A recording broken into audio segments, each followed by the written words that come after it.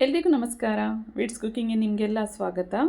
ನನ್ನ ಇವತ್ತಿನ recipe healthy breakfast recipe ರಾಗಿ ನೀರುದೋಸೆ. ತುಂಬ ಈಸಿಯಾಗಿ ರಾಗಿ ನೀರುದೋಸೆ ಹೇಗೆ ಮಾಡೋದು ಅಂತ ನೋಡೋಣ ಬನ್ನಿ. ರಾಗಿ ನೀರುದೋಸೆ ಮಾಡಲಿಕ್ಕೆ ನಾನಿಲ್ಲಿ ಒಂದು ದೊಡ್ಡ ಕಪ್ನಲ್ಲಿ ರಾಗಿ ಹಿಟ್ಟನ್ನು ತಗೊಂಡಿದ್ದೇನೆ. ಅದಕ್ಕೆ 2 ದೊಡ್ಡ ಚಮಚದಲ್ಲಿ ರವೆ ಹಾಕಿದೆ, 2 ದೊಡ್ಡ ಚಮಚ ಗೋಧಿ ಹಿಟ್ಟನ್ನು ಹಾಕಿದೆ. ಇಲ್ಲಿ ಗೋಧಿ ಹಿಟ್ಟಿನ ಬದಲಿಗೆ ಅಕ್ಕಿ ಹಿಟ್ಟನ್ನು ಕೂಡ ಯೂಸ್ ಮಾಡಬಹುದು.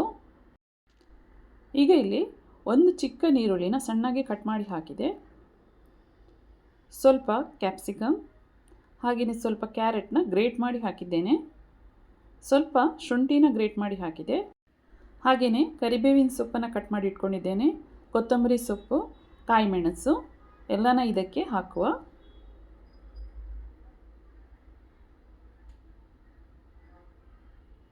ಇದಕ್ಕೆ ರುಚಿಗೆ ತಕ್ಕಷ್ಟು ಉಪ್ಪು ಸೇರಿಸ್ತಾ ಇದ್ದೇನೆ. 1 ಚಮಚದಲ್ಲಿ ಜೀರಿಗೆಯನ್ನು ಹಾಕಿದೆ. ಒಮ್ಮೆ ಇದನ್ನು ಚೆನ್ನಾಗಿ ಮಿಕ್ಸ್ ಮಾಡುವ. ಈಗ ಇದಕ್ಕೆ ಸ್ವಲ್ಪ ಸ್ವಲ್ಪನೇ ನೀರು ಸೇರಿಸ್ತಾ ಇದನ್ನು ಮಿಕ್ಸ್ ಮಾಡಬೇಕು. ಮೊದಲಿಗೆ ಸ್ವಲ್ಪ ನೀರು ಹಾಕಿದನ್ನು ಮಿಕ್ಸ್ ಮಾಡುವ. ನಂತರ ನೋಡಿಕೊಂಡು ನೀರು ಹಾಕಬೇಕು. ನೋಡಿ, ಈಗ ದಪ್ಪ ಉಂಟು ಇದು. ಪುನಃ ನೀರು ಹಾಕ್ತಾ ಇದ್ದೇನೆ ನಾನು. ಇದನ್ನು ನಾರ್ಮಲ್ ನೀರುದೋಸೆ ಹಿಟ್ಟಿನ ಹದಕ್ಕೆ ಇದನ್ನು ತರಬೇಕು. ನೋಡಿ, ಈಗ ನಾನಿಲ್ಲಿ ಪುನಃ ಇದಕ್ಕೆ ಸ್ವಲ್ಪ ನೀರನ್ನು ಸೇರಿಸ್ತಾ ಇದ್ದೇನೆ. ಇದನ್ನು ತೆಳು ಮಾಡಬೇಕು. ನೋಡಿ, ಈಗ ಇದು ಇದರ ಕನ್ಸಿಸ್ಟೆನ್ಸಿ ಸರಿ ಉಂಟು.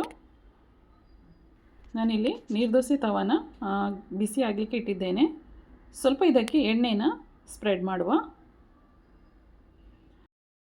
ಈಗ ನೀರುದೋಸೆ ಬ್ಯಾಟರ್ನ ತೆಳುವಾಗಿ ಹೀಗೆ ಸ್ಪ್ರೆಡ್ ಮಾಡಬೇಕು.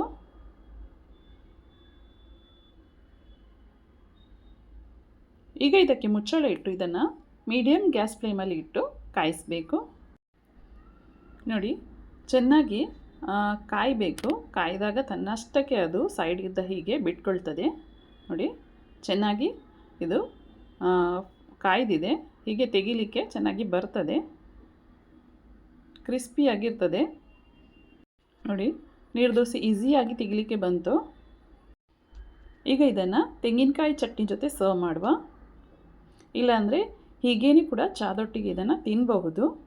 ಟೇಸ್ಟಿಯಾಗಿರ್ತದೆ, ಹಾಗೆಯೇ ತುಂಬ ಈಸಿ ಕೂಡ.